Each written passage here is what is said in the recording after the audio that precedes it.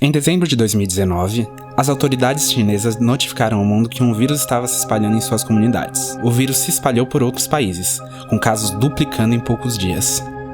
Esse vírus é a Síndrome Respiratória Aguda Grave, relacionada ao coronavírus 2, que causa a doença chamada Covid-19 e que todo mundo simplesmente chama de coronavírus. O que realmente acontece quando ele infecta um humano e o que todos nós devemos fazer?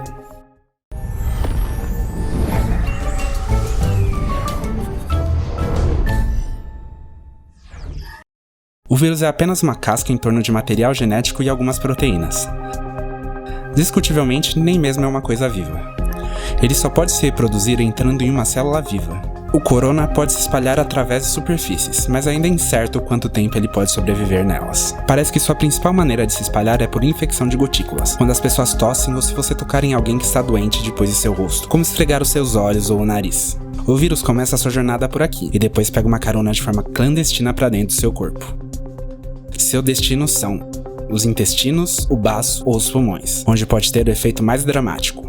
Mesmo apenas alguns coronavírus podem causar uma situação bastante dramática. Os pulmões são revestidos com bilhões de células epiteliais.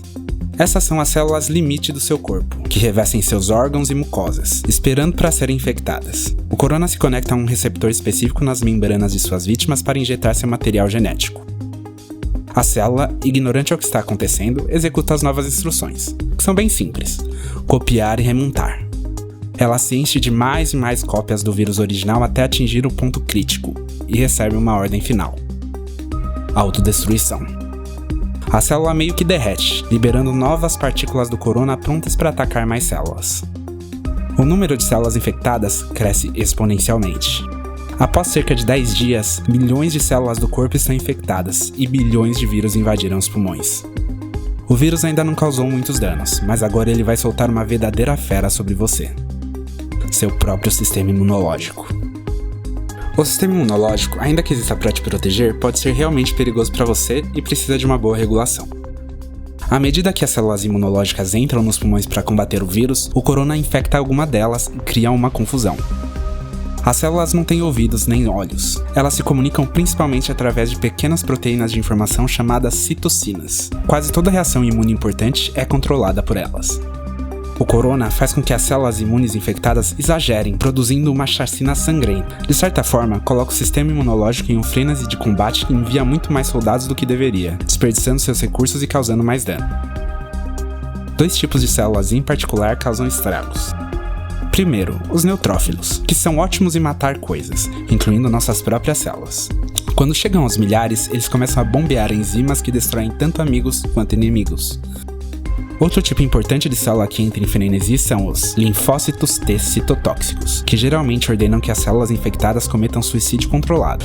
Confuso como eles estão, eles começam a ordenar células saudáveis a se matarem também. Quanto mais células imunológicas chegam, mais danos causam e mais tecido pulmonar saudável elas matam. Isso pode ficar tão ruim que pode causar danos irreversíveis permanentes que levam a deficiências que durarão a vida toda. Na maioria dos casos, o sistema imunológico recupera lentamente o controle. Ele mata as células infectadas, intercepta os vírus que tentaram infectar novas células e limpa o campo de batalha. A recuperação começa e a maioria das pessoas infectadas pelo corona passa por isso com sintomas relativamente leves. Mas muitos casos se tornam graves ou mesmo críticos.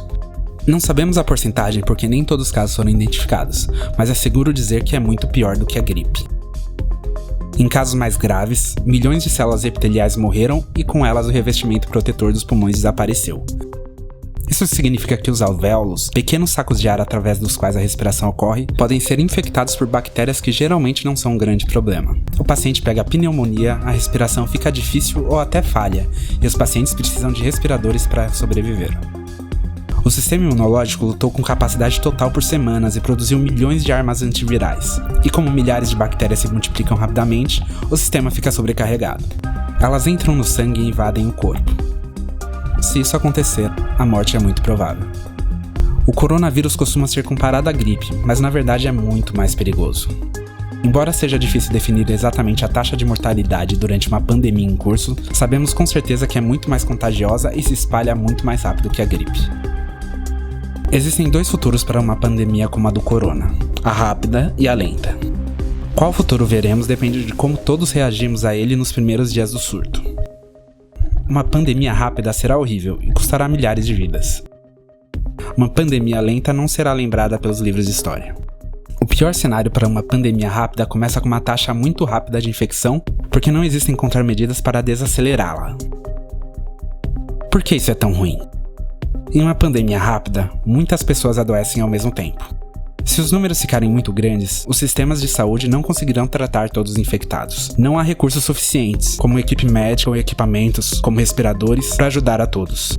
As pessoas vão morrer sem tratamento. À medida que mais profissionais de saúde adoecem, a capacidade do sistema de saúde cai ainda mais. Se esse for o caso, decisões horríveis deverão ser tomadas sobre quem vive e quem morre. O número de mortes aumenta significativamente em um cenário como esse. Para evitar isso, o mundo, ou seja, todos nós, precisamos fazer o possível para transformar isso em uma pandemia lenta.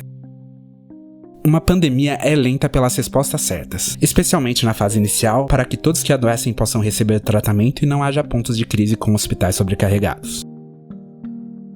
Como não temos uma vacina para o corona, temos que projetar socialmente nosso comportamento para agir como uma vacina social. Isso significa simplesmente duas coisas: não ficar infectado e não infectar os outros. Embora pareça trivial, a melhor coisa que você pode fazer é lavar as mãos. O sabão realmente é uma ferramenta poderosa. O coronavírus está envolto no que é basicamente uma camada de gordura. O sabão quebra essa gordura e o deixa incapaz de te infectar. O sabão deixa suas mãos escorregadias e com os movimentos da lavagem, os vírus são levados embora. Para fazer isso corretamente, lave bem as mãos, como se você tivesse acabado de cortar algumas pimentas e quisesse colocar suas lentes de contato. O próximo passo é o distanciamento social, o que não é uma experiência agradável, mas é uma coisa boa a se fazer. Isso significa sem abraços e sem apertos de mão. Se você pode ficar em casa, fique, para proteger aqueles que precisam estar fora de casa para que a sociedade funcione. De médicos a caixas ou policiais. Você depende de todos eles e eles dependem que você não fique doente. Em um nível maior, existem as quarentenas, que podem significar coisas diferentes, desde restrições de viagens a pedidos governamentais para ficar em casa. Quarentenas não são boas experiências e com certeza não são populares, mas elas ganham, para nós e principalmente para os pesquisadores trabalhando em medicamentos e vacinas, um tempo crucial. Portanto, se você for colocado em quarentena, deve entender o porquê e respeitá-la. Nada disso é divertido, mas, olhando de uma perspectiva ampla, é um preço realmente pequeno a pagar. A questão de como as pandemias terminam depende de como elas começam.